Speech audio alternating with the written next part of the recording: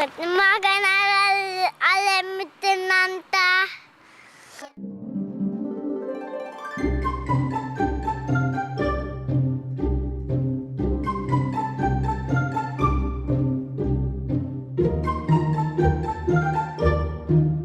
When someone discovers a treasure and recognizes its beauty and value, oh, they go to great lengths to protect it.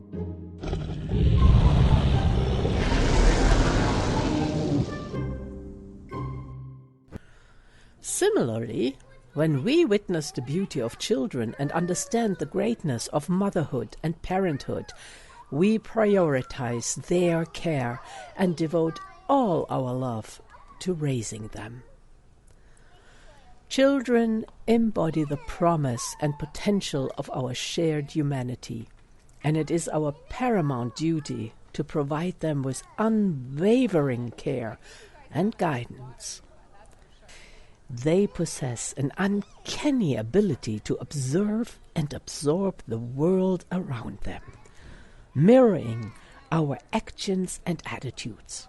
If we tell them to meditate but fail to practice it consistently ourselves, they take note, be sure of that.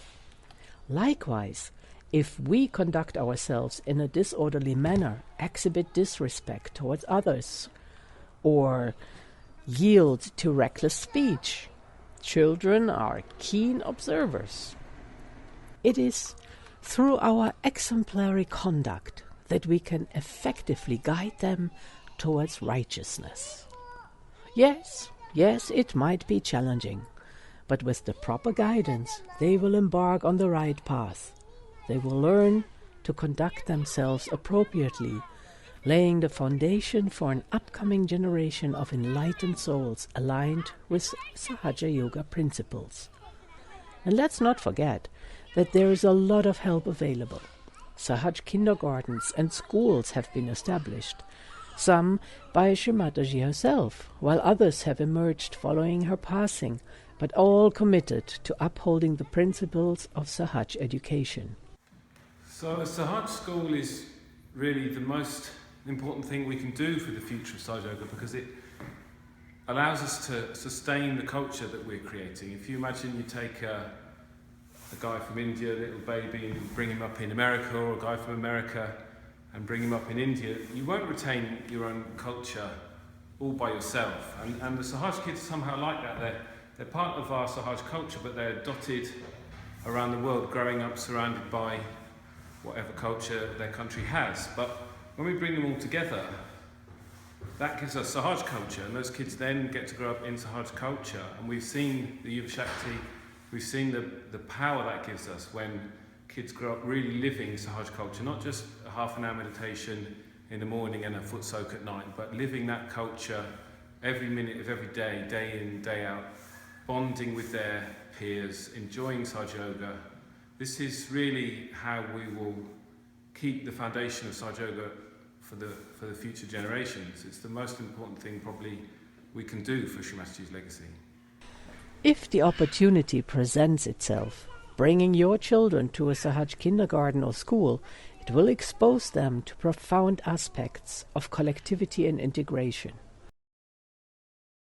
My son Ram visited the Sahaj kindergarten in Vienna for 3 years, and he was extremely happy there. He really loved the aunties and the children and the whole environment. It was very joyful.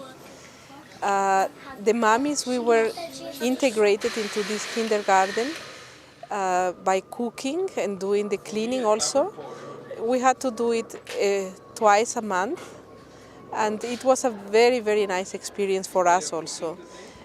When the children came in the kitchen and while we were preparing the things, we could hear them laughing or singing. It just gave such a nice feeling, and our children were used to different tastes from different countries, which was actually a good preparation when they went to Rome before, or Boratin, Dharamshala later on. They will forge lasting bonds with other children, fostering relationships that may endure a lifetime. Moreover, It acts as a protective shield against potential deviations and temptations that may arise from the complexities of the outside world. The friendship of another Sahaj child or youth can serve as an anchor, guiding your son or daughter back to a centered and grounded state. Hello, Jai Shri Mataji. My name is Alicia, and this is Kati, and that's my brother Alexander, and this is the brother of Kati, Maxi. 5 years ago, we were together in the kindergarten. We played with each other and were friends. It was very easy to go together to Rome Ashram and be very nice friends because we were here in Austria in the kindergarten together. So we went together to Rome Ashram, to Boratin, to Dalio, and thank you, Shri Mataji, for this blessing. Mainly this collectivity aspect, which I realized a lot also from my childhood being in Rome Ashram and Dharamshala, is that you really develop deep bonds with others, and you're able to be together with people who maybe don't have the same views as you, who have totally different lifestyles, who have different mentalities, but you still kind of get along with them. You can still enjoy their company, and that is something which I also noticed they already learn at a very young age in the kindergarten. One major difference which I noticed is that in Dharamshala, the bonds that we have, the relationships are just much deeper. Like even if we have fights on a superficial basis, there's still some connection. And it mainly is through Sahaja Yoga, through this connection to Shri Mataji. We also have a connection with all these other children, which is very deep, which cannot be broken so easily. Whereas in the school here in the West, you have a lot of friends and you can get along with them, you can hang out with them, you can do a lot of things with them, but it's pretty much on a superficial basis, and it never really goes as deep as it does with your Sahaj friends. Because I don't know, like when I change schools, I keep in touch with them for a while, but then they kind of drift, you drift apart, and I'm never able to stay in touch with them as long as with Sahaj friends. Sahaj friends, you meet them after 5 years, and it's just like you've seen them just the day before or something. You just connect straight away. Because of this connection to Shri Mataji, somehow I feel that you can also connect much better to the other people. For those unable to enroll their children in a Sahaj education institution, there is still solace to be found in the collective. Bring your children to collective gatherings as often as possible. It is in these gatherings that they will gain insights into the importance of discipline, meditation, and dignified behavior. Above all, they will learn to cultivate love towards our mother and towards one another, fostering a sense of unity and interconnectedness. In nurturing our children within the Sahaja Yoga tradition, whether through educational institutions or the collective, we equip them with tools needed to navigate life's challenges while remaining connected to the divine and the divine vibrations that surround us.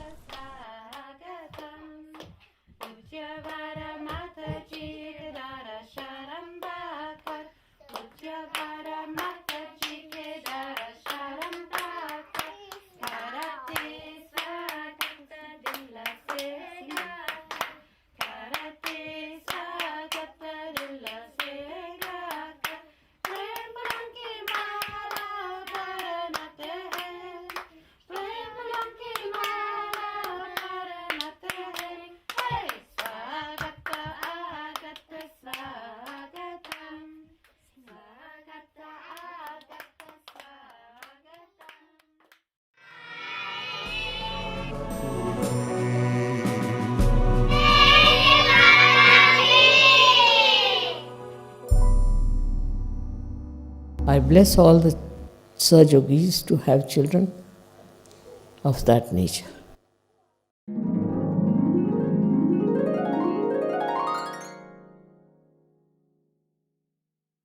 Children are the most interesting things, I think, in the world.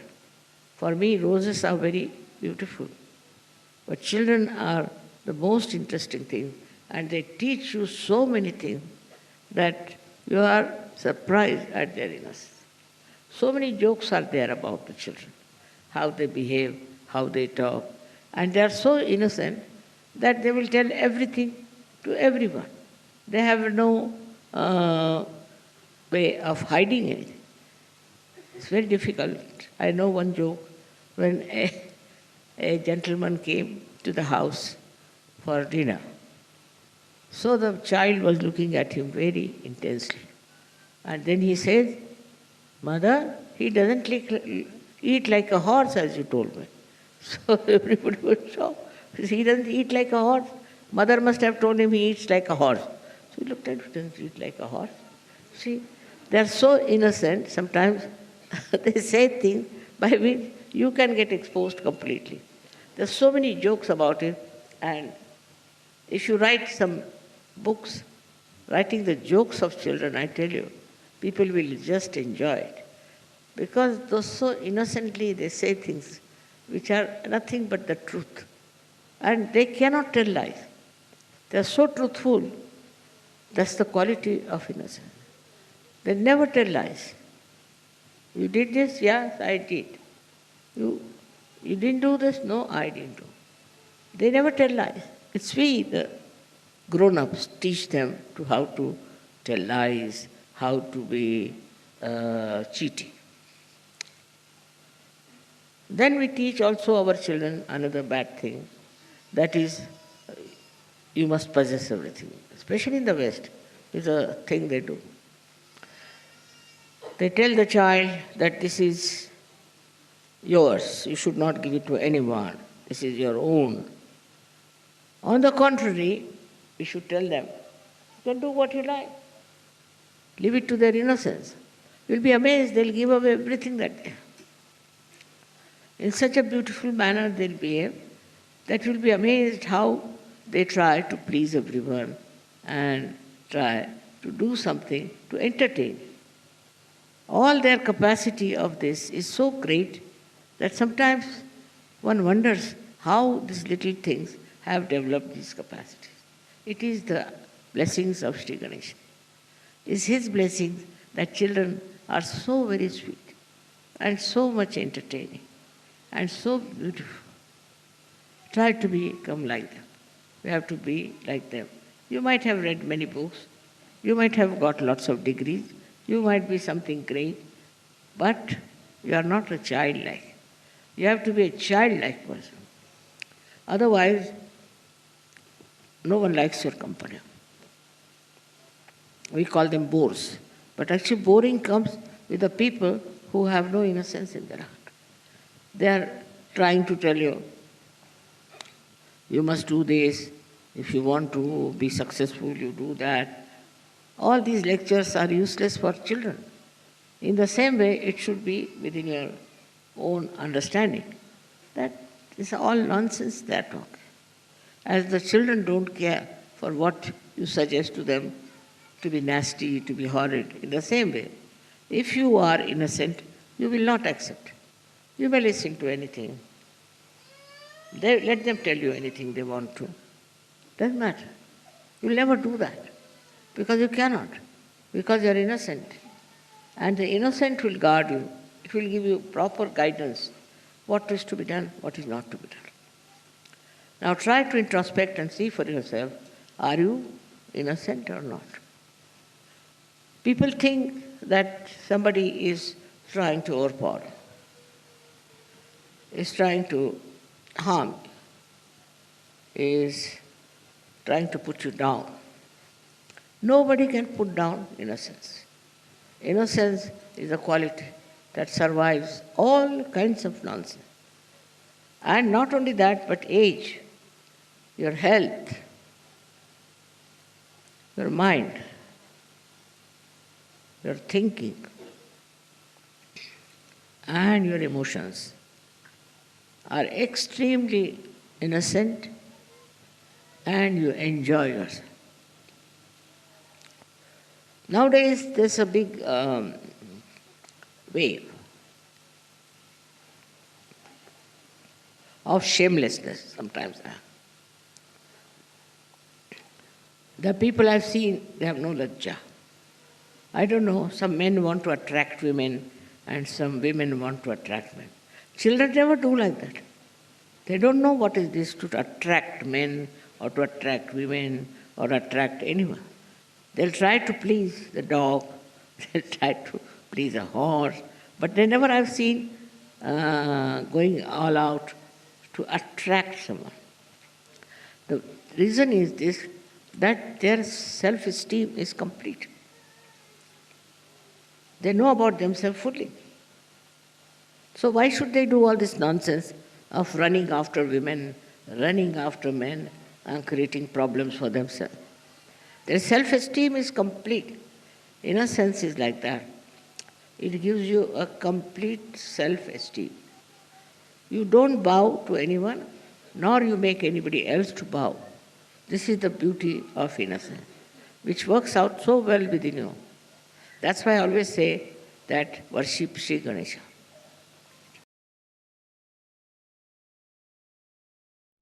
Attention! Now we have a carton. Cartoon! It's called cartoon! Attention! Now we have a carton.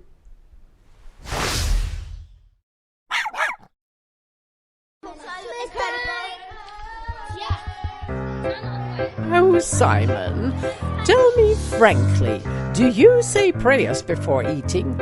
Oh no, Mrs. Chalpers, I don't have to. My mom is a really good cook.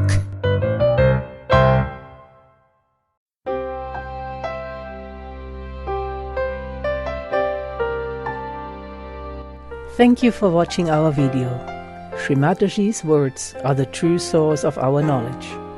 We hope they have been communicated in the right context for our series on advanced Sahaja Yoga themes. Please subscribe so you can join us next time when we present a new topic. Jai Shri Mataji.